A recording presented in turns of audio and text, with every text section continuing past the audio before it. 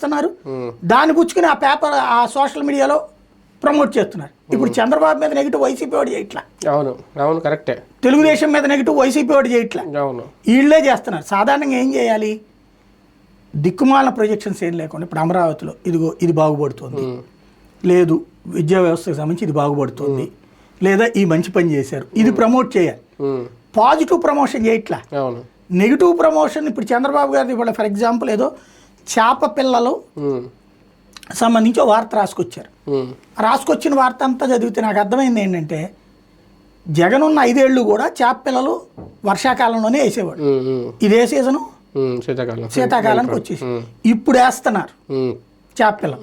దాన్ని కూడా contract basis మీద వేస్తున్నారు, టెండర్ పిలవకుండా. ఇది వార్త. దానికి ఎక్కడో ఇది వైసీపీ మనుషులే ఉన్నారు అని ఒక దిక్కుమాలిన ఒక నేరేషన్. రైట్, వైసీపీ మనిషి ఆడు ఏమన్నా వైఎస్ఆర్ కాంగ్రెస్ వాళ్ళు పుట్టాడా, లేకపోతే వైసీపీ ఏమైనా పుట్టినప్పటి నుంచి ఉందా? అంటే మనం ఎవడి మీద వార్త రాయాలంటే వాడిని వైసీపీ అని ముద్రయ్యాలి. అంటే మనం ఎవరన్నా దొంగనాలంటే వాడు వైసీపీ అని అయ్యాలి. వైసీపీ అంటే దొంగని చూపించడం కోసం బాగుంది. కానీ ఇక్కడ ఏమి దొంగని చేస్తున్నారు. ఇప్పుడు టెండర్ పిలవకుండా ఇచ్చారంటే ఎవరు చేస్తున్నట్టు? అదే కదా, ఇప్పుడు ప్రభుత్వమే కదా.